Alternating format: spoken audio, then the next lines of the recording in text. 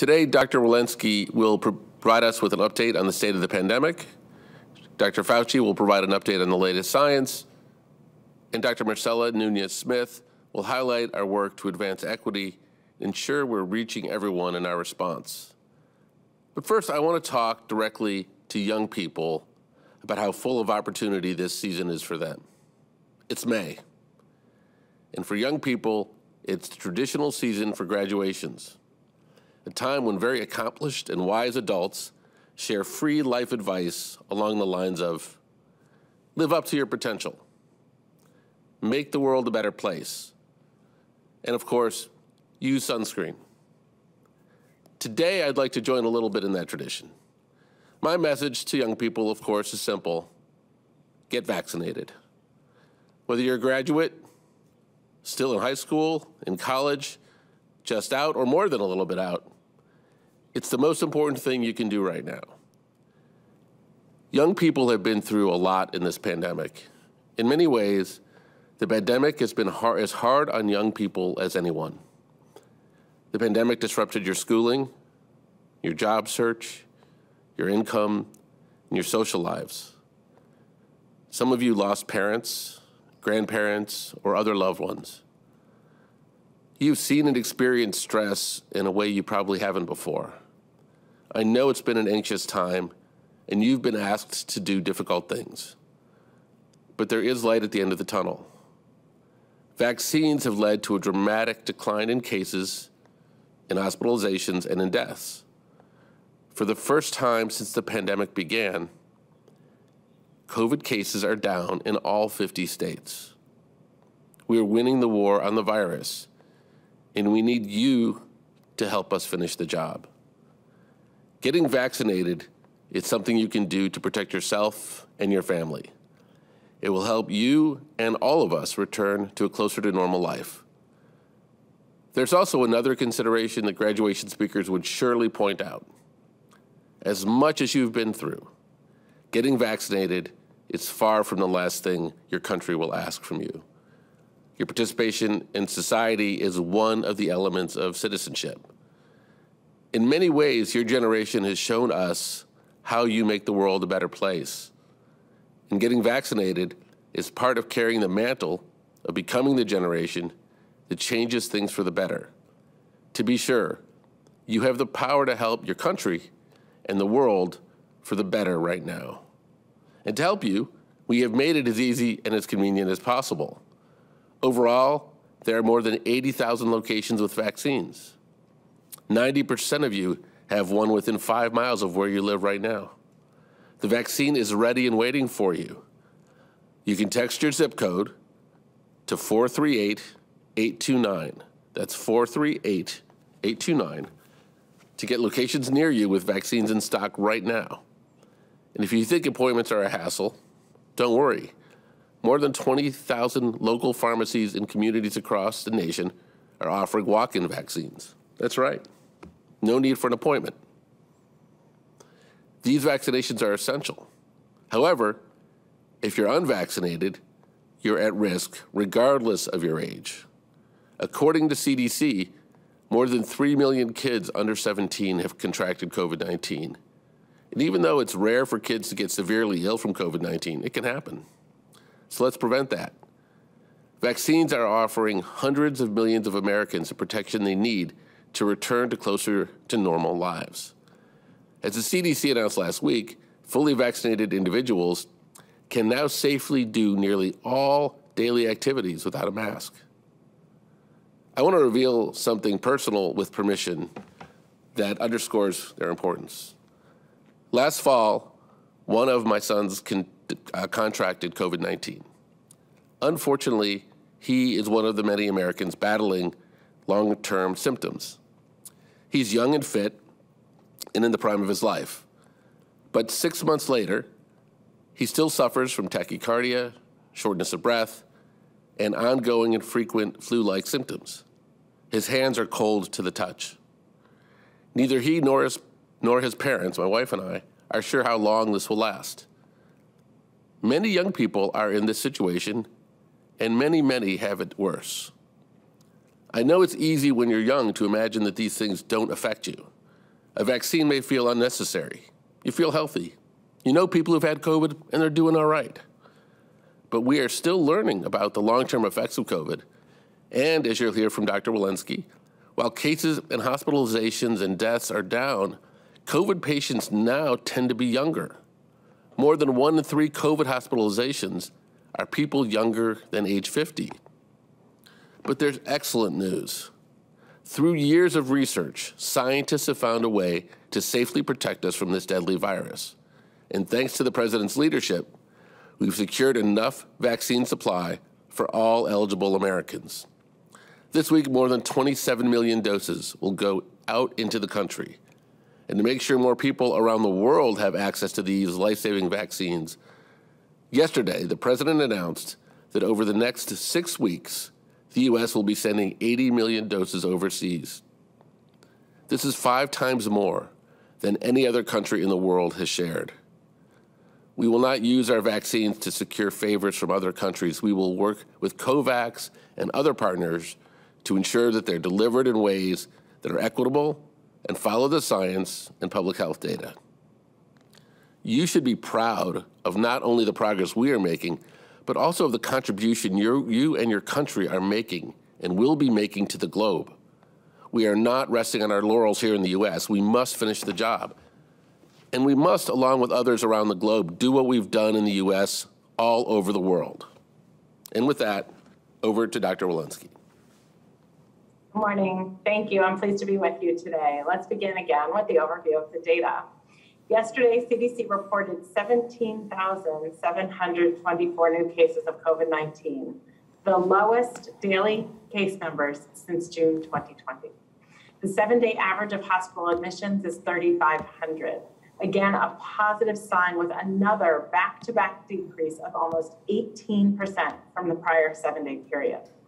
And 7-day average daily deaths have also declined to a new low of 546 per day. The last time our 7-day average was this low was in March 2020, essentially since the pandemic began in large parts of the United States. The past week has been a big week, with progress and milestones that set us on a path out of this pandemic. We should all have cautious optimism. Cases have continued to decrease and have not been this low since spring of last year. Hospital admissions are down, deaths are down, and we are vaccinating between 1.5 million and 2 million people per day. And we are now working with governors and local leaders who are looking at their case transmission rates and vaccination rates to make informed decisions about how to safely get back to the activities we have lost during this pandemic. This was never going to be easy, but we will do the hard work together and get through this together. Last week, FDA authorized and CDC recommended use of the Pfizer vaccine for adolescents. In less than 1 week, we have vaccinated more than 600,000 12 to 15-year-olds. And in total, more than 4.1 million adolescents aged 12 to 17 have been vaccinated so far. My own son was one of them. Yesterday, we had a landmark day. As the President announced, more than 60% of people 18 years and older have received at least 1 vaccine dose. We need to continue to ensure vaccination coverage is uniform across the country. This will require us to meet people where they are, to listen to their concerns, and to help people make informed decisions about vaccination. Today, we will publish an article in the Morbidity and Mortality Weekly Report that compares vaccine coverage in urban and rural areas and communities in between. We looked at county-level vaccination data for people 18 and older from 49 states and Washington, D.C. In this analysis, which looked at vaccination rates through April 10th, 2021, COVID-19 vaccination coverage was lower in rural counties, approximately 39%. Compared to urban counties, approximately 46%. This was true for counties across the country, across all age groups, and among men and women. We remain committed to listening and to reaching out to communities in every corner of the United States in our work to narrow these differences and make sure that vaccine coverage is equitable, regardless of whether you live in rural or urban areas. Public health staff are working nationwide to provide trusted information via trusted messengers, meeting people where they are, wherever they are. For example, this past weekend, CDC staff were at the Talladega Superspeedway, where the Alabama Department of Public Health, with support from the Alabama National Guard, HHS, and the CDC Foundation, partnered together to provide COVID-19 testing and vaccination. We have truly made tremendous strides across the country to ensure people have access to vaccines. And there still is a lot more work for us to do ahead. We are more than 274 million doses administered. If you haven't yet been vaccinated, perhaps you will consider being our reason to celebrate one more. Thank you. I'll now turn things over to Dr. Fauci. Thank you very much, Dr. Walensky. Along the line of the advantages of getting vaccinated, I'd like to spend just a couple of minutes talking about vaccines that we're receiving and the SARS-CoV-2 variants and the recent data that has accrued over the past couple of weeks that are very encouraging regarding protection against the known variants. Next slide. In this paper from the New England Journal of Medicine from a couple of days ago, the Pfizer-BioNTech vaccine showed that they neutralized SARS-CoV-2 variants shown in the yellow highlight. Namely, these variants, the New York variant, the California variant, the variant that's dominant in this country, including the E484K variant, remain susceptible to neutralizing antibodies with only a minor diminution in its capability. Next slide. In addition, if you look at the Moderna vaccine, again, in another study that came out just 2 days ago, individuals who are vaccinated with the mRNA, including elderly individuals, maintained binding and functional antibodies, again, against a wide range of variants shown on this slide. And importantly, the capability of neutralizing and binding lasted for greater than 6 months, as shown on the next slide. When you look at the durability on this slide, as you can see, the binding to cell surface spike and the various variants shown with the different colors, you had a very good sustaining of the ability to bind up to 209 days in this study.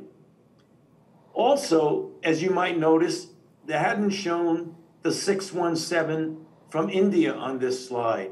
But on the next slide, if you look at a number of studies, again, that have come out literally within the last few days, on each of them, the modest neutralization resistance to the 617 antibody suggests that the current vaccines that we are all using, that we've been speaking about, would be at least partially and probably quite protective. And then on the last slide, if we go to the last slide, again, more situation with regard to the B617 and the B1618 that have been identified in India. And on both these circumstances, you see that these were neutralized with only a 2.5-fold diminution in titer, which, as I mentioned in previous press briefings, that's well within the cushion effect of the capability to protect against infection and certainly against serious disease. So in summary, this is just another example of the scientific data accruing, and as I've shown you here, literally over the last few days, indicating another very strong reason why we should be getting vaccinated. I'll stop there and back to you, Andy. Thank you. Dr. Nunes-Smith? Thank you so much, Andy, and good to be with all of you this morning. You know, the president has said from the start that equity would be at the center of his administration's pandemic response. And for all of us, achieving equity is not aspirational, it is mission critical. So I'm really pleased to be able to share a few updates on our progress, specifically in the vaccination campaign, as well as how we are working to achieve this mission. As you're aware, seniors were a big focus of our vaccination program across the president's first 100 days. Today, well over 80% of seniors have had at least one shot. this is such an important marker of progress. And if you stop and look at the health outcomes for this group, deaths are down dramatically since January, about 80% across all seniors. And encouragingly, the data suggests a drop as well among Hispanics of over 80% and among African Americans of about 70%. So a big part of how we achieve this progress is through the federal vaccine delivery channels. And from the beginning, the federal vaccination channels have taken an intentional approach to center on equity. Taking a place-based approach, we recognize zip code as a stronger predictor of health than genetic code in our country. And so using that to get resources to both the highest risk and hardest hit communities. There are high quality demographic data in the federal vaccination channels, and those data are encouraging. I want to share some with you today. So for example, across all of FEMA's federally run sites, and all of these have been located in some of our most underserved communities, approximately 60% of shots have been administered to people of color. And since our community health center program started, about 70% of shots administered through those centers have gone to people of color as well. One last major federal vaccine delivery channel to mention is the federal pharmacy program. 40% of the over 40,000 local pharmacies participating are located in high-risk areas. And in the last 2 weeks, over 47% of pharmacy doses have been administered to people of color. To meet people where they are, the federal government has also supported hundreds and hundreds of mobile vaccination centers, including in rural communities. So we are making progress in equity through very intentional focus. However, in the next phase of our vaccine program, we know there is much more to do. In this phase, to ensure we are truly reaching everyone who is unvaccinated, we will need to keep addressing structural barriers to access. We'll need to focus even harder on meeting people where they are. And we'll continue providing the public with the answers they need to get vaccinated. We also need to acknowledge that many people of color only recently became eligible because in our country, people of color skew younger, and millions weren't eligible until mid-April. Still, we are seeing some encouraging national trends. Of course, there are some data caveats, but in the past 2 weeks, the data suggests 51% of those vaccinated in the US were people of color. And that's above the 40% general population representation for these groups. But we know we must push further. And to do so, we have to make sure we reach everyone in this phase. We're taking important steps to advance on equity, taking on those structural barriers first. Examples include transportation and paid leave. You've heard about our partnership with Uber and Lyft to provide free rides to and from vaccination appointments. And in recent weeks, many businesses across the country have stepped up and answered the president's call to offer paid time off for their employees to get vaccinated. And thanks to the American Rescue Plan, we started a tax credit program to help small and medium-sized businesses do so. And second, we're definitely meeting people where they are, sending vaccine doses directly to communities that have been the hardest hit, including sending a greater number of vaccines to rural health clinics. And FEMA is shifting their focus to smaller community-based sites and pop-up clinics. And third, we're making significant resource investments to support vaccine outreach efforts so that anyone who has questions about getting vaccinated can get the information that they need. So in closing, we know there is more work to do, and we know that equity does not happen by default. Equity work is always hyper-local. Communities are the experts in what they need. Partnering with trusted local community leaders is a must. So as these efforts move forward, we remain committed, putting equity at the center of everything we do. And working together, we're going to make sure everyone, every community benefits from scientific discovery and gets to the other side of the pandemic. So with that, Andy, thanks, and I'll turn it back to you. Thank you. Okay, let's take a few questions. Thanks, Andy. We only have time for a few questions today, so please keep questions to one question. Aaron Billups, Spectrum News. Hi, thank you for taking my question. Dr. Fauci, just wondering if you could speak to how protective the J&J vaccine is against these variants. And, there are a lot of parents wondering how soon they might gain access to vaccines for children under 12. In the past, you've said the beginning of next year. Has that timeline moved up at all?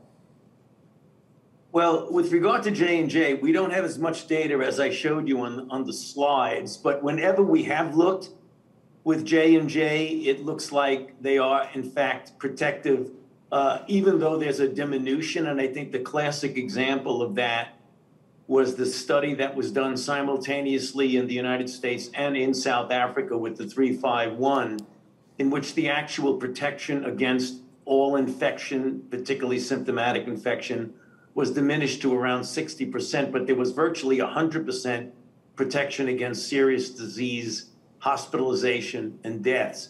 So I would imagine, even though we don't have as much data with J&J as we do with the Moderna and the Pfizer, that we would expect that it would be comparable, but we need to get confirmation of that. But any data that we do have indicates that it looks like it's the same line. And I'm sorry, the second part of your question, would you repeat? I didn't quite get it. The second part was the timing for children under 12 to potentially be eligible for vaccination. Okay, I'm sorry. Well, as I mentioned, it's still on track. There are a couple of companies that are now doing what's called age and dose de-escalation studies, starting between 12 and 9, 9 to 6, 6 to 2, and 6 months to 2 years. It is likely and almost certain that by the time we get to the end of this calendar year and the first quarter of 2022, that we will have enough information regarding safety and immunogenicity to be able to vaccinate children of any age. Great. Next question. Ouija at CBS. Hi, Kevin and everyone. Thanks for taking my question. It's for Dr. Walensky. On Saturday, the CDC provided school guidance for the rest of the school year. And I know you said that you'll work over the summer to update its guidance for the fall, in addition to working on guidance for childcare, travel, summer camps, etc. You guys have talked a lot about how the data and the science led you to these new mask guidelines. So if you already have that data and science, what is holding up the guidelines for all these other areas? And can you provide any time frame for when you'll have them? Thanks a lot. Thank you for that question. Yes, of course, we have thousands of pages of guidance related to all sorts of sectors, businesses, schools, higher ed camps, as you noted, and we are now working through those in the context of our new science-based guidance that was released on Thursday. As you noted, we did place guidance on the CDC website to ensure that people who are finishing out this school year, children will likely not have the opportunity to be fully vaccinated before the end of the school year. So all of our guidance for this school year should be unchanged. And we are now working diligently to work through all of our active guidance in the context of this new science related to fully vaccinated people. Thank you. Next question. Let's go to Cheryl Stolberg at the New York Times. Thank you for taking my call. I think this might be an Andy question. Yesterday, the president said that sending doses overseas is not enough, and he said that we'll need a new effort working with pharmaceutical companies to increase supply, particularly here in the United States. But activists are saying that the administration needs to work with pharmaceutical companies to transfer technology to vaccine makers overseas so that other countries can stand up their manufacturing operations. And I'm wondering, does the president agree with that? And is that something that you are working toward? And separately, what is your understanding of when the 60 million doses will be released, the AZ doses? Right. Thanks for the question, Cheryl. I think that the president indicated a couple things yesterday. One is that the U.S. must lead and will lead and is beginning to lead in the effort. That includes both short-term efforts, which is, I think, the total of 80 million doses that will be donated across 4 different vaccine platforms overseas between now and I believe it's over the course of July, or I should say the end of June. So that's an enormous commitment that I think is at least 5 times as large as anybody else has made. But we know that over the long term, as you say, much more needs to be done. The world needs billions of doses. And while the U.S. will play a leadership role, we will create manufacturing, we will export, as we've already begun to do. from Pfizer and from Moderna, that we will still need global partners across the world to do the same. So this is going to be a collaborative effort with other nations. We have at the top of that, the goals are to make sure we're focused on equity and on science and how we do these distributions. There is a lot of work to be done. The president named Jeff Zients yesterday to lead that initiative, and I'm sure you'll be hearing more about those efforts going forward. And we don't have an update as of now on the timing of the AstraZeneca doses. We are waiting the review from the Food and Drug Administration. Next question, please. Yamiche, PBS. Hi, thanks so much for taking my question. The CDC has stopped, and this is a question for Dr. Walensky, please. The CDC has stopped monitoring breakthrough infections among vaccinated individuals and said it would only investigate such cases if it was if it resulted in a hospitalization or death. Could you talk a little bit about why that's the right strategy? And is there any increased worry about breakthrough infections now that everyone's starting to take off their masks? Thank you for that question. You know, these vaccines were studied to prevent severe illness, hospitalization, and death. And as we look at these breakthrough infections, those are the ones we're most concerned about, of course. We want to be able to study them to get the sample, to understand whether there were variants involved. Before we started only studying breakthrough infections in the hospitalized patients, we were studying all breakthrough infections.